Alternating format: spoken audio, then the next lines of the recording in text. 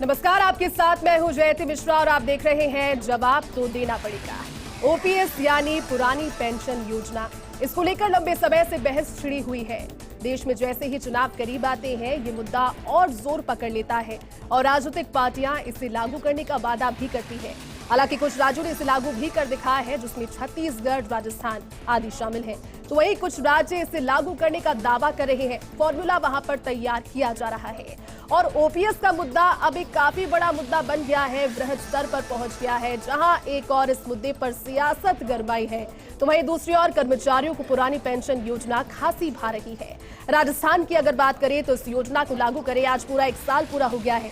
इस योजना को लेकर रिटायर्ड और मौजूदा कर्मचारियों में उत्साह का माहौल है, खुशी है। सीएम अशोक गहलोत का आभार जताया जा रहा है आज बात इसी खास मुद्दे पर।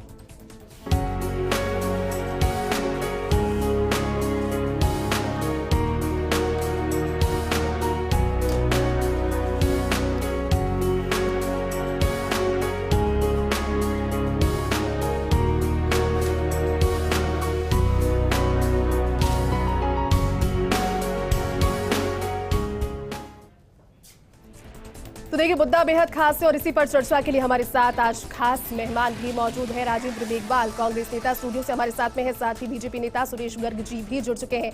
धीरज गुप्ता विषय विशेषज्ञ हैं, वो भी इस वक्त हमारे साथ स्टूडियो से जुड़ चुके हैं। आप सभी का बहुत बहुत स्वागत है। धीरज जी, सबसे पहले पहला सवाल आप ही से, क्योंकि विषय विशेषज्ञ आप हैं। ओपीएस और नीचे जिस तरह से आप देख पा रहे हैं आई एम पॉसिबल, राजस्थान वो राज्य जिसने एनपीएस के बाद में ये कर दिखाया, पॉसिबल कर दिखाया, जिसकी तर्ज पर अब न सिर्फ राजस्थान का बल्कि देश का मुद्दा इसे कहा जा रहा है। सबसे पहले तो इनसाइड जो बातें हैं, जिस तरह से इसको लेकर के जितने भी आंकड़े दर्शाए जा रहे हैं, जो दिख रहे हैं, जितनी खुशी नजर आ रही है, उसको लेकर क्या कहेंगे बतौर एक विषय विशेषज्ञ? देखिए, ओल्ड पेंशन स्कीम निश्चित तौर पर एम्प्लॉयज़ के लिए बेहतरीन है और मैं आपको बताऊं, नेशनल पेंशन सिस्टम पर आधारित जो स्कीम 114 से लागू की गई थी वो भी बेहतरीन है। ठीक है, वर्तमान जो सरकार है उन्होंने अपने स्तर पर ये तय किया, राज्य सरकार ने, कि अब हम पुरानी व्यवस्था की तरफ लौटेंगे। मेरा मानना है उन्होंने सही किया, क्योंकि जो एम्प्लॉय जगत है वो यही चाहता था, उनकी भावना पूरी कर दी। प्रॉब्लम सिर्फ राजनीतिक आ रही है। स्टेट बिना सेंट्रल से पूछे कोई अपनी स्कीम लागू करता है और फिर वो सेंट्रल पर थोपना चाहता है। वो जो सोच है, बस वो सोच गलत है। अदरवाइज स्टेट में इसको बहुत ही अच्छे तरीके से लागू किया जा चुका है। लेकिन अब अगर स्टेट गवर्नमेंट या राज्य के मुखिया सेंट्रल से ये डिमांड करें कि वो पीएफआरडीए से उनको 17 साल का पैसा दिलवाए और उस पैसे को ये स्टेट गवर्नमेंट कहीं और खर्च कर दे और बाद में ये सारा बर्डन जो है वो तत्कालीन सरकारों पे आए, तो मेरी दृष्टि में ये कतई उचित नहीं है। बहुत सिंपल सी बात है, मैं आपको बताता हूं। ये जो आंकड़े वित्त आयोग और योजना आयोग और नीति आयोग के बड़े बड़े अर्थशास्त्रियों ने पेश किए हैं और जो कर्मचारी पेंशन है उसको राज्यों के बजट पर बोझ बताया है, देखिए ऐसा कुछ भी नहीं है। भारत सरकार का एक्सपेंडिचर बजट है 45 लाख करोड़ का लगभग, उसमें से केवल मात्र 2 लाख करोड़ रुपए ही पेंशन पे खर्च होता है और आप अंदाज लगाइए उसमें से भी 50% जो डिफेंस पर्सनल्स हैं उनकी जो पेंशन है उस पर खर्च होता है। अब आप राज्य पर आ जाइए, राज्य का जो बजट है लगभग 3.25 लाख करोड़ का है, आपके मुख्यमंत्री जी ने अभी पेश किया है, आपको पता है, उसमें से सिर्फ 25,000 करोड़ रुपए पेंशन के लिए हैं। अब जो उन्होंने कारीगरी की है, जो उन्होंने ओल्ड पेंशन स्कीम लागू की है, उस ओल्ड पेंशन स्कीम से इनको 2,000 करोड़ रुपए जो सालाना बच रहे हैं वो 2,000 करोड़ और उन्होंने पेंशन हेड में रखे हैं, ये 27,000 करोड़ का बर्डन है। तो अगर जो कर्मचारी आपके लिए काम करता है, जो राज्य की योजनाओं को जनता तक पहुंचाता है, यदि उसके चाहे अनुसार आप अगर बजट का 4%, 4.5% उस पर खर्च करते हैं तो इसमें बुरा क्या है। लेकिन इसके लिए आप सेंट्रल गवर्नमेंट को, मुझे बीजेपी कांग्रेस से कोई लेना देना नहीं, मैं सब्जेक्ट की बात करता हूं, आप सेंट्रल गवर्नमेंट से आप ये उम्मीद ना करें कि वो पीएफआरडीए पहले संसद में अमेंडमेंट लावे और फिर पीएफआरडीए के पास जो जमा पैसा है उस पैसे को आपको दे, क्योंकि वो पैसा ना तो सरकार, आप अभी एम्प्लॉइज को दे रहे हो, 50% कंट्रीब्यूशन उसमें एम्प्लॉइज का है, वो एम्प्लॉइज को आप कब देंगे? आपने ऑर्डर इशू कर दिए कि जब वो लोग रिटायर होंगे तब उनको प्रीवेलिंग जीपीएफ की जो रेट्स होंगी उसके आधार पर उनको भुगतान कर दिया जाएगा। तो जब आज आप एम्प्लॉइज को नहीं देंगे तो आप पीएफआरडीए से कैसे उम्मीद करते हैं कि वो पैसा आज आपको वो दे दे? राजेंद्र जी, आप बताइए, क्योंकि साल भर हो गया है और साल भर में सीएम अशोक गहलोत के पास में इतने धन्यवाद ज्ञापित करने के लिए पहुंचे कर्मचारी पहुंचे, और सीएम जानते हैं कि कर्मचारी एक अभिन्न अंग होते हैं इस पूरी प्रणाली का। लेकिन राजेंद्र जी, जहां शुरुआत मानवीय दृष्टिकोण कहकर कही गई थी, कहा जा रहा था कि क्योंकि कर्मचारी एक निश्चित करते हैं, पिछली बार जब हार हुई तो मुख्यमंत्री अशोक गहलोत का कहना था कि इस बार इतना खुश करूंगा और जायज मांगों पर, लेकिन ये मानवीय दृष्टिकोण क्या अब डाइवर्ट हो गया है एक चुनावी मुद्दे में? कांग्रेस के पर्पस को लेकर के अगर कहा जाए, राजस्थान में जीत का दावा किया जा रहा है, हिमाचल में जीत हो गई है, कर्नाटक से टीम आएगी, फॉर्मूला तैयार किया जाएगा, क्या रुख है इसको लेकर? देखिए जयती जी, मैं आपको बता दूं कि बजट वर्ष 22-23 के अंदर कर्मचारियों के लिए पेंशन की घोषणा की गई थी राज्य सरकार के कर्मचारियों के लिए, और उसके अंदर करीबन 7.5 लाख कर्मचारियों को इस पेंशन का फायदा, और उसके लिए सरकार ने अनुमान भी लगाया कि करीबन 19,000 करोड़ का सरकार पे सालाना व्यय पड़ सकता है। एक बात। दूसरी बात ये कि जो pension fund regulatory development authority है, PFRDA जिसको हम बोलते हैं, उसमें पैसा कर्मचारियों का अंशदान ही है। कर्मचारियों ने अपना अंशदान जमा कराया, सरकार केंद्र सरकार से कर्मचारियों का अंशदान मांग रही है कि भाई आज चूंकि PFRDA जो पैसा है कि ओपन मार्केट में लगातार, मार्केट की आपको पता है मार्केट में कितने टर्बुलेंस होते हैं मार्केट के अंदर। अब हमने देखा कि LIC का क्या हश्र हुआ, SBI का क्या हश्र हुआ, और भी कई तरीके के जो वित्तीय संस्थान थे वो कोलैप्स हो गए।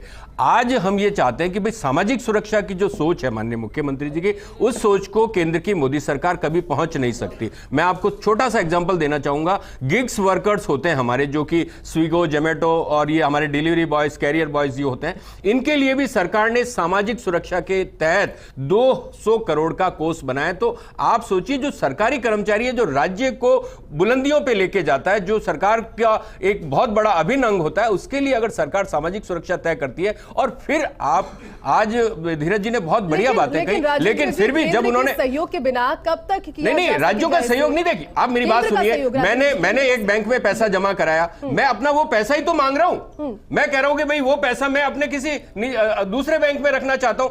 आज PFRDA के अंदर जो है, PFRDA के अंदर एक्ट जो बना, वो संसद नहीं तो बना है, उस संसद के एक्ट जो पैसा रखते सुनिए, देखिए 5 राज्य तो पाते ही थे। मैं बताऊं आपको, जयती जी मेरी बात सुनिए, सबसे बड़ी बात है कि जब मतलब संसद के अंदर वित्त राज्य मंत्री जी ने यह कहा कि 3 राज्य, जिसके अंदर राजस्थान, छत्तीसगढ़ और झारखंड ने लागू कर दिया है, और हिमाचल ने भी लागू कर दिया है, और पंजाब के अंदर उसकी अधिसूचना जारी हो चुकी है। और भी आपको पता होगा कि जिस वक्त, अभी तो सरकार हमारी बन गई वहां पे कर्नाटक में, लेकिन बासवराज बोमई ने भी जब यह मुद्दा इतना उठा, तब उन्होंने अपना एक दल भेजा राजस्थान के अंदर कि आप ओल्ड पेंशन स्कीम का अध्ययन करके हमें बताइए, कमेटी बनाई।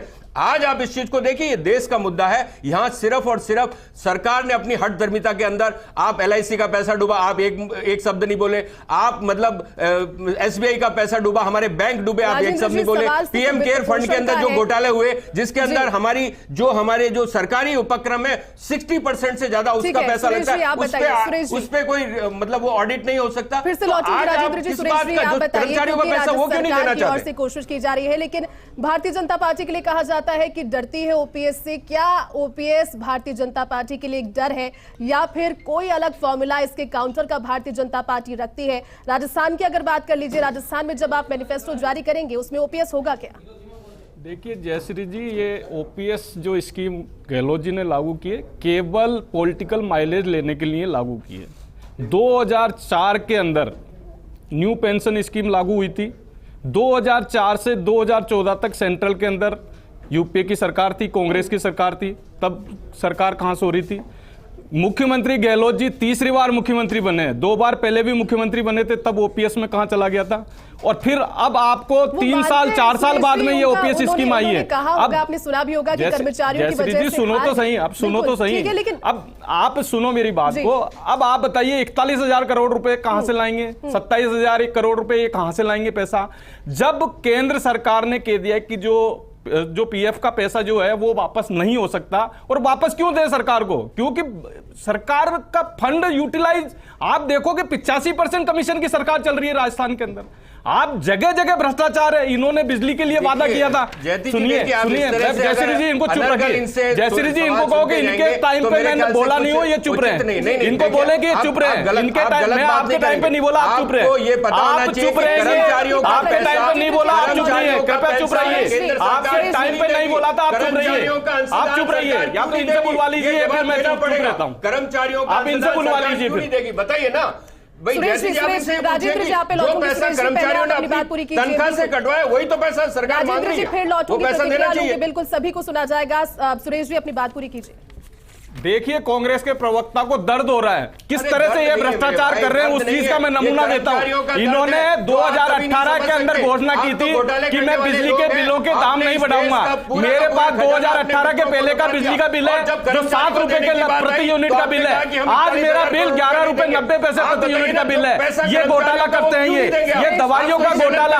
आज मेरे पास ये अखबार की कटिंग है, RGHS के अंदर किस तरह से घोटाला हो रहा है। दवाई की दुकान पे 50% कमीशन में पैसा उठाया जा रहा है। ये चिरंजीवी योजना का घोटाला। आज आप 25 लाख रुपए कर रहे हो, 10 लाख तक का क्लेम था, 100 लोगों ने भी इसमें क्लेम नहीं उठाया। ये आपने पूरे राजस्थान के अंदर केवल 85% कमीशन की सरकार चल रही है, केवल भ्रष्टाचार के अलावा कुछ भी नहीं किया। बता दीजिए आपने भ्रष्टाचार के अलावा कुछ किया है तो? आपके नेता खुद बोल रहे हैं कि हमने, हमारे यहाँ पे गजेंद्र सिंह जी भी जुड़ चुके हैं। आप शांत रहिए। कर्मचारी नेता गजेंद्र सिंह जी भी जुड़ चुके हैं। गजेंद्र जी, बहुत बहुत स्वागत है आपका। सुरेश जी, राजेंद्र जी, दवाइयों में घोटाला, ऐसे इस तरह से बात नहीं हो पाएगी। गजेंद्र जी हमारे साथ जुड़ चुके हैं, कर्मचारी नेता है। गजेंद्र जी, बहुत बहुत स्वागत है आपका। देखिए, कर्मचारियों का प्रतिनिधित्व आप करते हैं गजेंद्र जी। ओपीएस की खुशी है। ओपीएस को लेकर बार बार जब नए सर्कुलेशन जारी होते हैं, अलग अलग बातें सामने आती है, प्रतिनिधि पहुंचते हैं, मुख्यमंत्री का धन्यवाद ज्ञापित करते हैं। बतौर कर्मचारी नेता, क्या आपका इस पर रुख है, क्या कहेंगे इसको लेकर? ओपीएस को साल भर हो गया राजस्थान में। निश्चित तौर पे राजस्थान सरकार ने जो ओपीएस लागू किए, इसके लिए हमने सरकार को धन्यवाद दिया था। परंतु अभी जो ओपीएस की जो इसमें कई जटिलताएं हैं, उनको पूरा करने के लिए सरकार ने अभी तक कोई कदम नहीं उठाए। क्योंकि 1 अप्रैल 2022 से पूर्व के जो कर्मचारी है, उनको ये कहा जाता है कि आपके जो पैसे उठाएं 60% जो कर्मचारी की जमा है, 60% कर्मचारी को मिल गया और 40% बैंक वहाँ जमा है, तो उससे वो पेंशन मिलती है। तो अब सरकार ये कह रही है, अगर ओपीएस में आप जाना चाहते हैं तो 60% पैसे वापस जमा कराइए और 40% जो है उसका भी ब्याज दीजिए और 60% का भी ब्याज दीजिए। ये एक बहुत बड़ी इसमें विसम्मति है। और दूसरा ये है कि 2022 के बाद जो कर्मचारी रिटायर हो रहे हैं, करीब लगभग 450 से 450 कर्मचारी, उनका जो पेंशन चालू की गई है, परंतु उनका जो पैसे अपने 50% खुद का होता था, 50% सरकार का शेयर होता था। अभी तक उस पैसे का कोई ये नहीं है कि वो पैसा कब मिलेगा, क्या मिलेगा, इसके बारे में कोई खुलासा नहीं। क्योंकि ओपीएस एक ऐसी स्कीम थी जिसमें कर्मचारियों की तरफ से कुछ नहीं था। ये एक 60 साल की उम्र के बाद में कर्मचारियों को अपने वेलफेयर के लिए ये एक सुविधाएं थी। परंतु अब देखिए कि हमारे जो ओपीएस के कर्मचारी, एनपीएस के कर्मचारी थे, उनके पैसे जमा है, उसका अभी तक कोई कुछ नहीं हुआ। दूसरा, जो 25% जो कर्मचारी को ये सुविधाएं थी कि अपने जमा का 25% वो उठा सकता था, परंतु अभी भी उस पैसे का जो जमा कराने के लिए सरकार ने गाइडलाइंस दी थी, उसको भी बढ़ाई जा रही है और वो जो पैसे उठाए हुए थे उनका भी ब्याज दिया जाएगा। तो ये कर्मचारी के साथ बहुत बड़ा जो अनजस्टिफाई है। और मैं सरकार से भी ये चाहूँगा कि जो ओपीएस लागू किया गया है, तो ये केंद्र सरकार से जो पैसे ये मांगते हैं वो पैसे वापस लाए और कर्मचारियों को जो अपना हिस्सा है वो दें कर्मचारियों को, उसके बाद में ओपीएस जो है वो देनी चाहिए। राजेंद्र जी कहिए। देखिए गजेंद्र जी, इसमें निश्चित रूप से आपकी बात से मैं पूरी तरीके से सहमत हूं। और आपको पता है कि 23-24 के बजट के अंदर जो हमारे सरकारी उपक्रमों के, स्वास्थ्य साथी निकायों के, विश्वविद्यालयों के तमाम बोर्डों और निगमों के जितने भी कर्मचारी थे, उनको भी हम करीबन 1 लाख से अधिक कर्मचारी इसकी अम्ब्रेला के नीचे आए। तो आज निश्चित रूप से, अब चूंकि ये एक एनपीएस से ओपीएस के अंदर ट्रांजिशन पीरियड है, तो उस पीरियड के दौरान जो फॉर्मेलिटीज, जो भी उसकी है फॉर्मेलिटीज, वो पूरी हो रही है और होगी। और इसमें सुनिए, सुनिए 25% जो कर्मचारी का हिस्सा था वही तो लिया कर्मचारी ने। सुन लीजिए। उसके बाद में जो आपने सबसे महत्वपूर्ण विषय उठाया कि भाई जो अंशदान पीएफआरडीए के अंदर जो जमा था, सरकार ने पीएफआरडीए बनाया, संसद ने एक्ट बनाया, उस एक्ट को संशोधित करके वो पैसा जो राज्य ओल्ड पेंशन स्कीम देना चाहते हैं उनको लौटा दे। भाई वो पैसा कोई सरकार से, केंद्र सरकार के थोड़ी मांग रहे, वो कर्मचारी अपने हक का पैसा, कर्मचारियों का पैसा, कर्मचारियों का पैसा, ये बैठे ना कर्मचारी नेता, ये कर्मचारी नेता बैठे, कर्मचारी नेता बैठे, उनसे पूछ लीजिए, कर्मचारी नेता बैठे, कर्मचारी नेता बैठे, उनसे पूछ लीजिए। आपको कुछ पता नहीं है तो कम से कम अपना मुंह नहीं खोलिए। आपको पता है कि कर्मचारी अपना पैसा मांग रहे हैं और ये जो 25% कर्मचारी का हिस्सा था वो अपना, मैं आपसे ये अपील करना चाहता हूँ कि आप केंद्र सरकार से अपील करें कि कर्मचारियों का पैसा राजस्थान के अंदर, कर्मचारी बहुत बड़ी ताकत है, कर्मचारी केंद्र की मोदी सरकार से अपना अंशदान मांगते हैं जो पीएफआरडीए के अंदर जमा है, और इसका भी आपको एक ज्ञापन प्रधानमंत्री के नाम, राष्ट्रपति के नाम भेजना चाहिए और पता चलना चाहिए कि केंद्र सरकार की मोदी सरकार कर्मचारियों के अंशदान का पैसा दबा के बैठी है और मार्केट के अंदर वो पैसा डुबो दिया। दिक्कत क्या हो रही है जयती जी, दिक्कत क्या हो रही है कि केंद्र की सरकार ने कर्मचारियों का पैसा अडानी के ऊपर लगा दिया और वो पैसा दे कैसे? दिक्कत क्या है? सवाल मेरा सुरेश जी, राजेंद्र जी, आप दोनों से रहेगा। सबसे पहले सुरेश जी आप बताइए, ये तो आप मानते हैं ना कि हिमाचल की जीत ने एक नए मुद्दे को जन्म दिया है, ओपीएस जी, हिमाचल की जीत या कर्नाटक की जीत ओपीएस से नहीं हुई है, तो कर्नाटक के अंदर 36% हमारे वोट हमारे को मिले हैं, केवल जेडीएस का 5% शिफ्ट हुआ है। बात ये नहीं कह सकते कर्नाटक के अंदर राजस्थान में क्यों दे, लेकिन हम उसको कैसे विरोधी पैकेज 2023 अच्छा, तो आप ये कह रहे हैं कि आपके मैनिफेस्टो में भ्रष्टाचार है, हर जगह भ्रष्टाचार, सिर्फ आपके मैनिफेस्टो में, क्योंकि वो है ठीक है। गौतम अडानी। देखिए तकनीकी बात है तो धीरज जी हमारे साथ लगातार बने, धीरज जी का रुख करते हैं। धीरज जी, आप मुझे समझाइए, किसी व्यक्ति ने 2004 में ज्वाइन किया है, उसके बाद में अब उसको आने वाले समय में जब भी रिटायर होगा उसको एक सामाजिक एक सुरक्षा के दायरे के अंतर्गत अगर देखकर इसे समझा जाए तो किस तरह से हर पड़ाव पर किया जाएगा? जब बिटिया की शादी होगी पैसा निकालना होगा या फिर अपने पीएफ का पैसा निकालना होगा, क्या इसका प्रोसीजर रहेगा अगर 2004 से एनालाइज किया जाए तो? देखिए, ये जो बहस मैंने पहले ही कहा आपको कि राज्य सरकार को पीएफआरडीए पैसा क्यों दे, ये क्यों नहीं दे? आप तो ये बताइए क्यों नहीं दे? क्यों, किस बात के लिए दे? एक तो मेरे से राजनीतिक, मेरे से विषय की चर्चा करें, मेरे से राजनीतिक बहस की जरूरत नहीं है। मेरे को बोलने दें, आप मेरे को बोलने दें। बिल्कुल, आप उसमें से 1 रुपया, आप 1 रुपया पेंशनर को नहीं देंगे, आप उसमें से 1 रुपया पेंशनर को नहीं देंगे। आप उस पैसे को खाना चाहते हैं, आप उस पैसे को खाना चाहते हैं। 41,000 करोड़ में से 1 रुपया ये कर्मचारी को नहीं देंगे, ये 1 रुपया नहीं देंगे ये सरकार को। कर्मचारियों को एक भी पैसा नहीं देंगे। इन्होंने ऑर्डर निकाल दिए हैं कि 1 रुपया ये कर्मचारियों को नहीं देंगे, ये ऑर्डर इशू कर चुके हैं। लेकिन ये ऑर्डर इशू कर चुके हैं। एक तकनीकी सवाल है, बिल्कुल। आप मेरे पर आप अपने मुख्यमंत्री से मेरे नाम से पूछ लीजिए, मैं कैसा विशेषज्ञ हूँ। आप अगर ये 41,000 करोड़ रुपए अगर इन कर्मचारियों को दे रहे हैं तो आप अभी ले लीजिए वहां से। क्यों दे? घोटाला कर दिया ना, इसलिए नहीं। कोई घोटाला नहीं है, मेरा खाता है, मेरा खाता है नेशनल पेंशन सिस्टम में। हर एम्प्लॉय को पता है ये जो घोटालों की बात हो रही है, कोई घोटाला नहीं है। 9.25% नहीं, एलआईसी का पैसा 30,000 करोड़ आपका अकाउंट ही नहीं है, आपको पता ही नहीं है। नुकसान 1 लाख करोड़ रुपए आपका अकाउंट ही नहीं है, इसलिए आपको पता ही नहीं है। 1 लाख करोड़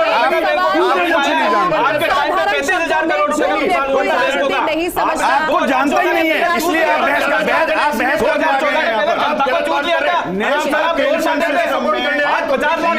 नेशनल सिस्टम में जिसका पैसा है उसको पता है, जब से उसने जमा कराया है 9.25% के प्रॉफिट के साथ उसके खाते में जमा है।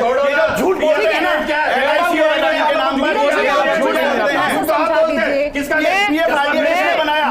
पीएफआरडीए आपने बनाया, आपको पता है क्या? हमारी करोड़ रुपया को डुबो दिया। आप सुनिए मेरी बात को मैडम,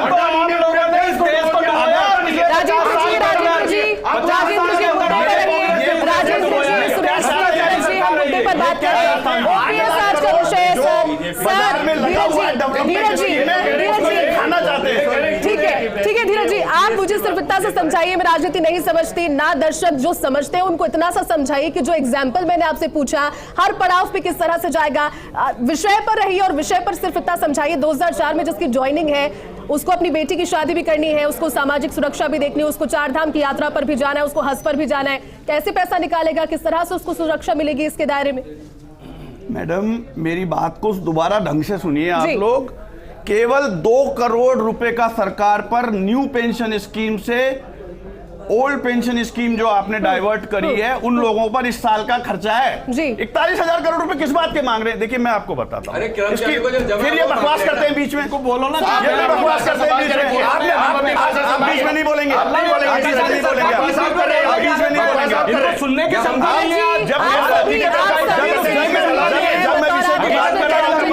जब मैं विषय समझा रहा